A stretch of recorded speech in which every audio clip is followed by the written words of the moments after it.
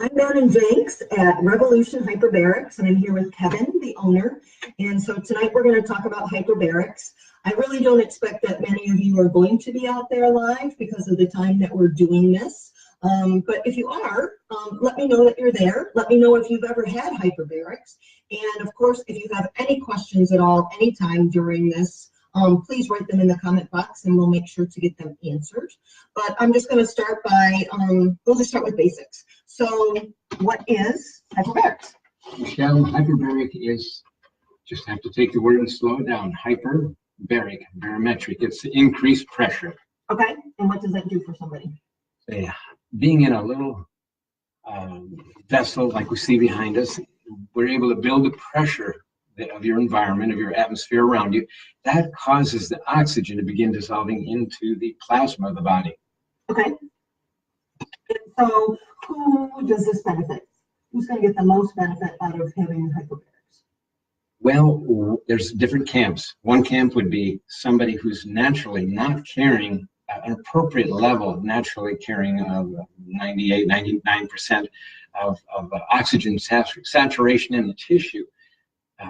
You know, we get some people who are running down in the 90s and they say, wow, you know, I think we got to get some oxygen in the body.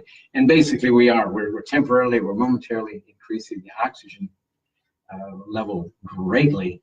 But more importantly, it's stimulating the immune system, which will help get the immune system in shape so that it'll maintain a higher level of oxygen on a daily basis. Okay, so is this good for somebody that has lung issues like COPD, emphysema, CHF? When you talk about people that are low in oxygen, is that what you're talking about? That is a good example of the emphysema. Would be a good example of a lot of inflammation in the lungs. The lung, the surface is damaged significantly. That it's basically not absorbing oxygen very efficiently. Hyperbaric is very anti-inflammatory. It's very healing to the lung tissue. And we've had cases where they'll come in for about 10 treatments. Typically, the extent of their physical ability would be to ride the grocery cart once they get to the store, and then once they get home, that's it. That's all they can do. We've had some people come in for 10 treatments and then comment how they were doing this in preparation for a European trip or whatever, and they were able to walk for 30, 40 minutes at a time. So awesome. It's so well, and that was an asthma emphysema combination. Okay. So before we get into who else is going to benefit for this, tell me, so what does a typical treatment consist of? Hey, Ani, how are you? Hyperbaric treatment, basically, we do need a physician's signature because it is oxygen under pressure. It's considered needing to be prescribed as a medication would. Hyperbaric chamber treatment, then we just get the person ready to be dressed appropriately for a pure oxygen environment. So we have them wear something that's not going to create static or in any way be a fire hazard. So they're wearing cotton. We take off any item from them that might contain battery because we're not going to find out whether it operates well in a pressurized and or pure oxygen environment. So basically going in some cotton scrubs. Once they're in, they can listen to their favorite music. We can plug their phone into the sound system. The phone stays out of the chamber and they can hear it in the chamber. Or we'll do some things on a tablet where they can watch something on YouTube and keep them distracted if necessary. Okay. So I was telling him before that I've had the opportunity to do this, but I have never done it because I am claustrophobic. And once you get in there and you get pressurized, if you were to have a panic attack, which he says doesn't happen, but if you were, you can't just immediately get out of it. So if you've heard of scuba divers going down to certain levels, and then they have to, what do they call it, depressurized? Yes. So they have to come up slowly so that they get used to different levels. That's the same thing that has to happen in here. So how long does it take? Like if let's just say somebody did have a panic attack.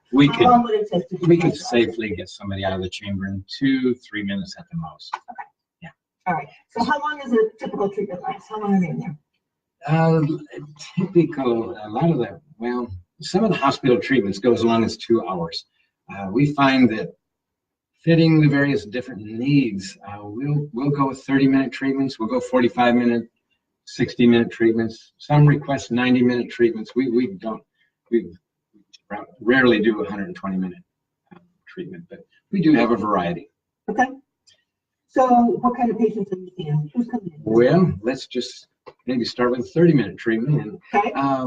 people that seem to do well with 30-minute treatments are a lot of the athletes where they get they're overworking their tendons, and where they'll get severe inflammation, a lot of pain.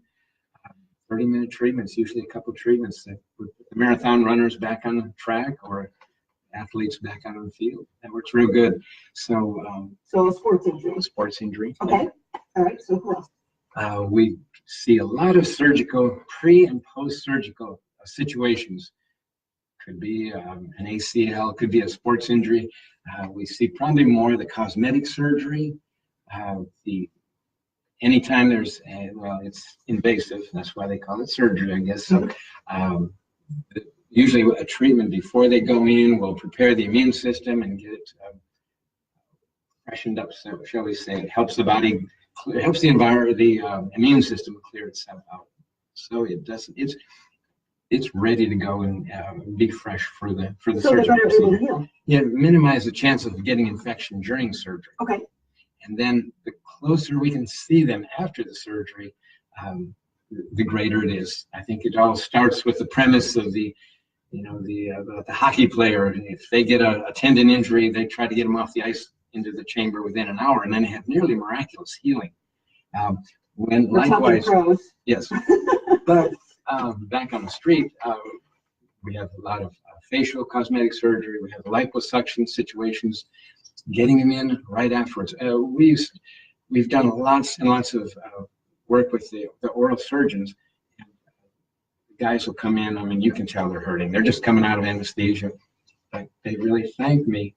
They say halfway through the treatment, I could feel my head clearing from the anesthesia, the yucky feeling in the stomach, and I could feel the swelling going down my mouth. We have a lot of oral surgery situations. Like just getting teeth pulled? Well, they've had radiation treatment.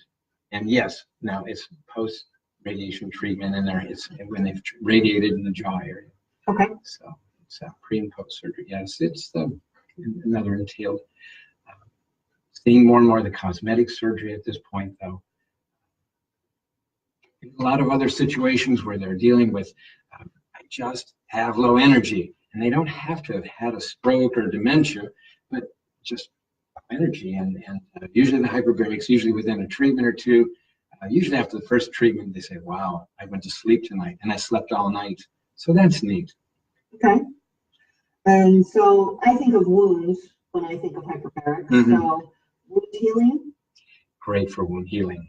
Okay. Probably because it changes the process of the body's healing. It just seems to change the whole pattern so tremendously. We think of swelling as being part of a necessary part of the wound healing, but especially in the cosmetic surgery, after a couple of days, they'll turn brass or bronze color, and then totally black from the bleeding, the bruising, the blood retained in the tissue.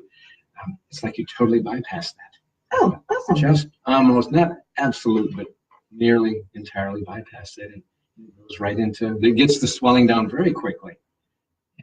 It's been interesting. Okay. And then how about people that have strokes? We always get people coming in that have had, sometimes they have a TIA. It's like a mini stroke. It does not have it leaves a residual injury or obvious things such as my side is paralyzed or anything, but it's kind of like I landed on the floor and I don't know how I got there. So there's a momentary blackout where the function of the brain's shut down sufficiently. It's like passing out. And I'm not telling you that, I know you know that. That is the body's way of warning that we're having a blood flow and oxygen supply problem to the brain. Mm-hmm. So there is detailed things that need to be done to turn that around.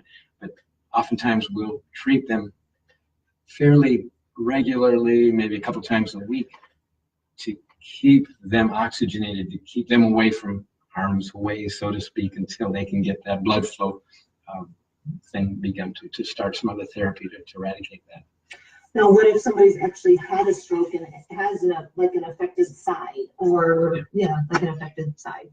Usually we see people a couple months afterward, sometimes several years afterward, and most times, almost without fail, we see benefit.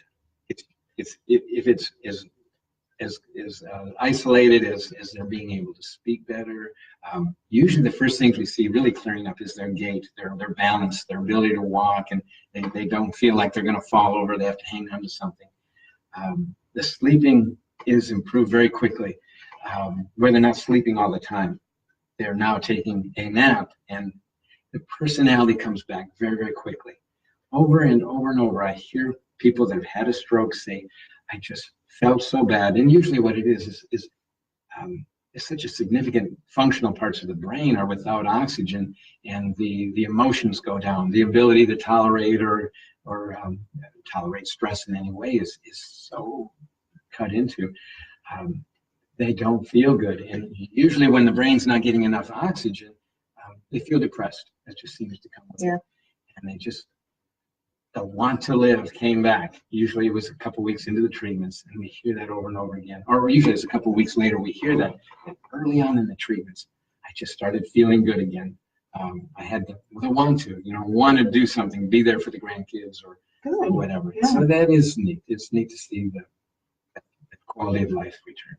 So does it matter, like, if they come in like 2 weeks post-stroke, or if they come in 2 years post-stroke? Are you going to get better results if you come in sooner? I mean, now, if I answer that honestly, some people are going to feel terrible. They're going to kick themselves. But the best is as soon as one can tell.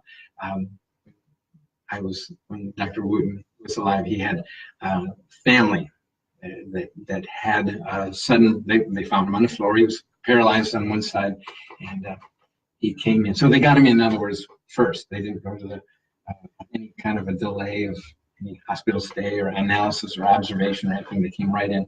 And you could see while he was in there, that paralyzed one side, he could move it while he was in the chamber. We were meeting an immediate need. But this was immediately. This was within 4 or 5 hours. Probably. Okay.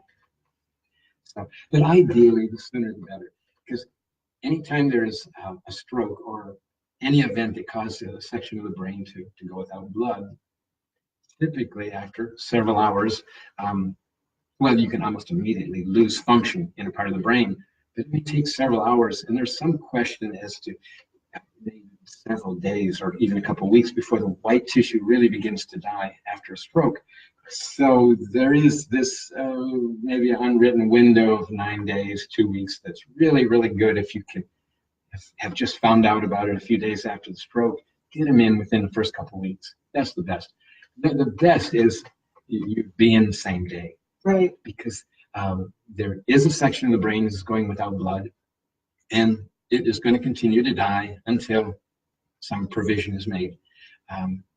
The good thing is, even if it's been years, there is usually a nucleus of tissue that is necrotic, that is never going to come back. The function is lost, but there's a greater area around that small nucleus of dead tissue that is merely not functioning because it's so poorly saturated with the blood and oxygen just aren't getting there. It's like a high pressure bruise, and by getting them in the hyperbaric chamber, it'll reactivate those neurons. There are several things that go on when you have an injury in a brain. The brain is in a skull, which is, we can call that a closed compartment. Well, out here, if you get hit on the arm, you can see the swelling. In the brain, you don't see that. Why? Well, it's a closed compartment. You get swelling, what does that do? It creates more pressure. Right. And it further complicates the proper amount of fluid coming in. Hey, Chris, you made it. And flowing through the area. So the hyperbaric is by nature causes vessels to constrict, which temporarily restrict the amount of fluid coming to the brain. And that sounds contradictory because we want more fluid to get to the brain. But because of the nature of hyperbarics, when you're in an environment that's higher than at sea level pressure, it causes the oxygen to dissolve in all of the fluid of the body. Fluid is getting into the head. Right. Unfortunately, in the area of the necrotic tissue, all these vessels are atrophied away. They have also died, Right. and they need to be restored. But we are getting fluid into the area, and it is washing the metabolic waste out of the system. The fluid is bringing the oxygen. The vessels temporarily constrict while you're in the chamber, kind of giving a momentary relief on some of the pressure in that closed compartment. So you've got a lot of things working for you. You've got copious amounts of oxygen to washing in the area that's needed the most. It's pulling that inflammation out, pulling that swamp-like stagnant environment out. And all those things are equipping the body to, the neurons to become electrically active. Yeah. So I've done a lot of studies on neuroplasticity. It was believed for years that the brain did not regenerate itself, it did not grow, but there have been lots of studies in scientific literature that has been shown that you can regrow neurons. If a part of your brain is damaged by a stroke, your body can bypass that area and reconnect things so that you can get use of an arm back or anything, whether it's from trauma or from strokes. So the brain is an awesome thing, and getting oxygen to it is very, very important. So that's just going to speed up the whole healing process if you are going through any kind of rehab for any kind of trauma that was done to your brain. Oxygen is it. And the key word too could be the traumatic brain injury, Right. which is what the military or the football, the big sky Yes. football. Joe Namath is literally buying a facility to carry out the research because he has recovered so greatly. Yeah. by- And it's not the football players, it's the boxers too. I mean, what happened? Muhammad Ali, what happened to him was horrible. So yeah. So But he got paid well for it. Now, with the military, there is a situation there that is, they're putting your life on the line, and that's being near explosion is kind of like running your head into it's concussion. Yeah. this concussion. So, so how about like Parkinson's or Alzheimer's? Because that's not really a lack of oxygen to the brain, but getting oxygen to the brain, I would think, would help with that. With either of those. There are some research that has been done. Paul Hart has done good work in Alzheimer's and shown very good results. However, we're dealing with lots of treatments. Where I feel, where I see that the hyperbaric is really valuable is it helps the person's quality of life and their ability to work with the physician while they're going through other steps, other things that need to be addressed. There always seems to be a mental association with Alzheimer's and Parkinson's, especially because you got the tremoring. There seems to be, I'm not going to pretend to know all. I'm hearing so many good angles from Parkinson's. I think that hyperbaric should be used as an adjunct. It should be the thing that helps that person to feel better, have quality of life, so they can be compliant, even want to cooperate, tame that the emotions and the personality that is getting out of control, that they are losing control of. Very, very valuable tool. Should never be considered the only thing, but a valuable tool to make whatever else natural practitioner would be doing to, number one, make it work better, and to make the person feel like cooperating. I think anytime somebody enters into a new avenue of treatment that is off of maybe medically recognized, they better feel something pretty quick. In some cases, unless they just had a brother or a sister that had marvelous results, they want to feel better to know they're doing the right thing because they don't have the whole world looking that direction. You have a lot of people you turn around and they're saying, "What in the world are you doing? You're crazy." It's easy to get discouraged. So Audrey asked, is hyperbaric good for arthritis? We have seen very good applications for arthritis. We've heard good response in that area. Again, I would seriously be looking at why are we having the inflammation build up in the joints. So many times it's directly tied back to the GI. I'm not trying to answer all the questions, but ultimately we have a system, a GI that needs a lot of repair. But once again, to help them feel better, to get over the pain, and sometimes to drive those toxins out of the cell, drive the inflammation out of the joints, excuse me. It has been a very valuable tool. We've seen a lot of benefit, and we heard a lot of people talking about relief in that area. So I'm just going to talk a little bit about insurance and paying just for a second here. So right now, Medicare would only pay for hyperbarics. Like, this is a freestanding office building. We are down in downtown Jenks, and Medicare will not pay for any hyperbarics done in a facility like this. It would only have to be in a hospital.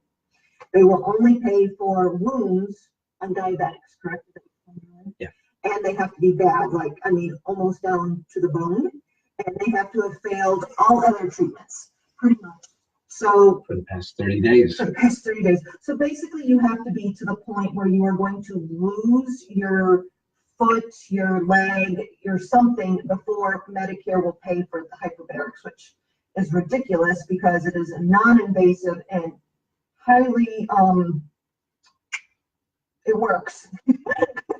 And so, depending which research you follow, anywhere from 50 to 90% of the people that were already slated to have amputation successfully forego that, right, as a result of the so healing. If you know anybody with a wound, you might want to think of coming to some place like this first, or in conjunction with whatever treatment you're getting, instead of waiting for things to get to the point where somebody's talking about cutting off your toe or your foot or your leg. So some cases we've had along that line is some frostbite. The fingers, no matter what doctor or hospital you went to, the only antidote is you're losing your hand. Right. It's coming off. And I said, well, I don't think so. That doesn't look that bad. I mean, I see black toes. I know with product tissue. Well, after 2 weeks, his toes look, or his fingers, I'm sorry, his hand looked, it was times where it was becoming questionable. We did go through probably about 40 treatments, but within a year, he was real big in the archery. He once again had regained his state championship in his archery. Last time I checked, he got fingers for that. So, awesome. Yeah, that was good. It was very encouraging. And then before we went live, you talked about using hyperbarics for chronic fatigue. Yes. You want to talk about that a little bit? Because Yes. there's a lot of people out there with chronic fatigue. Okay, this is the greatest part of hyperbaric. I'm not the doctor. There's many and various things that cause the mitochondria to not produce energy, and there's a lot of things that, one of the symptoms of that is the body's not carrying oxygen sufficiently. So we can kind of come in from a back door and add the oxygen, stimulating the immune system, help the immune system get cleaned up, get caught up. It is very stimulating and beneficial to the mitochondria in cases where it's degenerated to a mitochondrial dysfunction. And for those of you, I think I've talked about mitochondria in here before, but that's the powerhouse of your cells. That is what is making energy for you. So if your mitochondria can't make energy, of course you're going to be fatigued. Yes, yeah.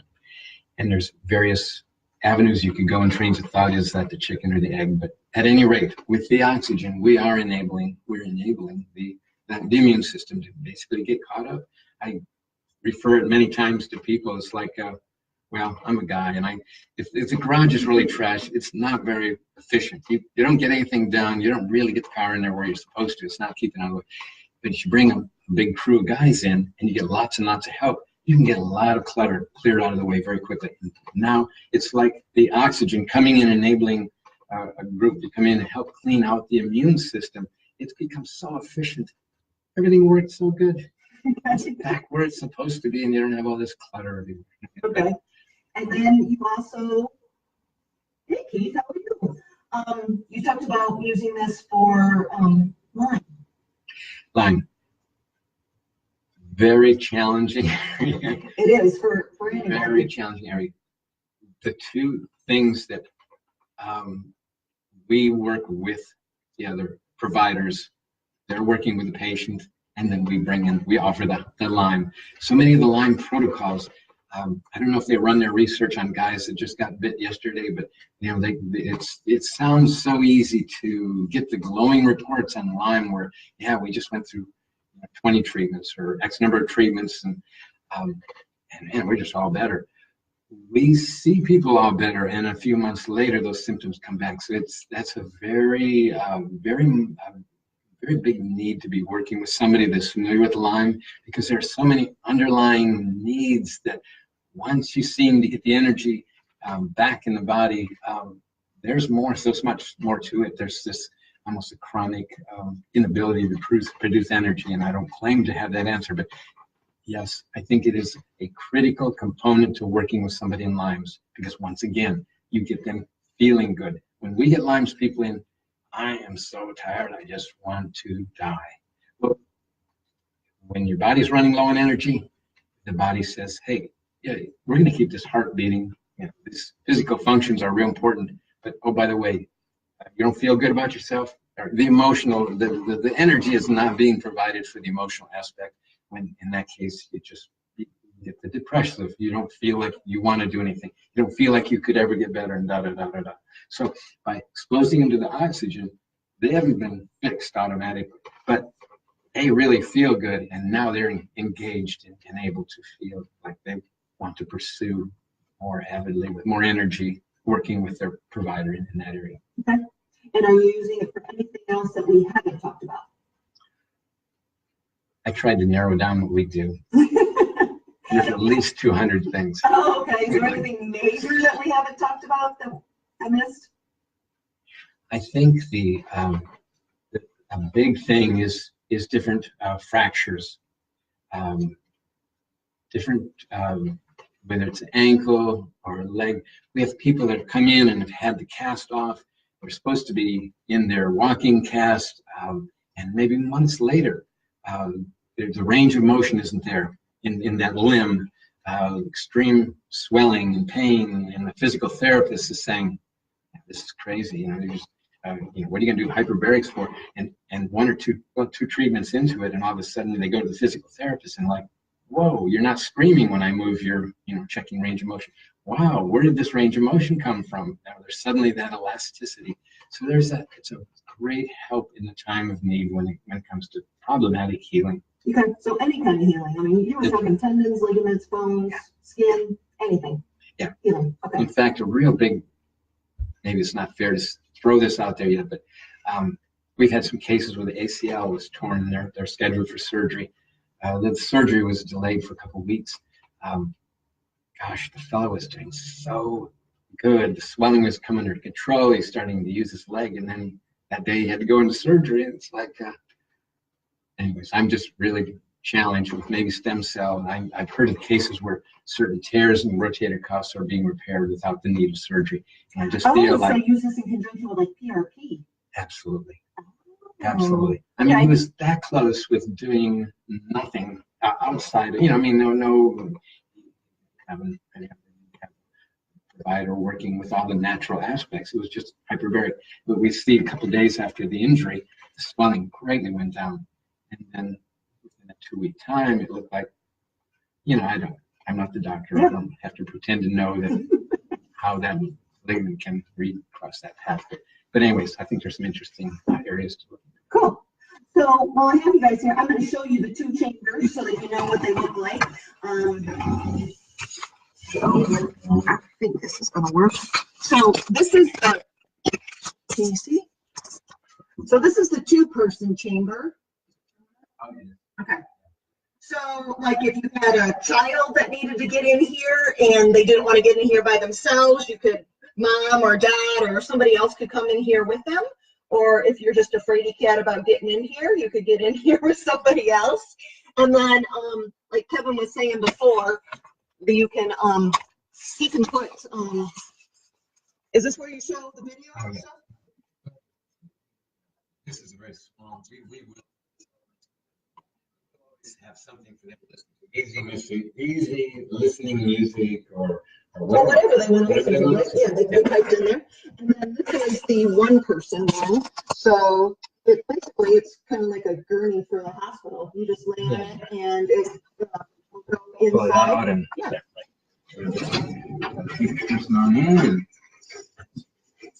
I'm around your computer.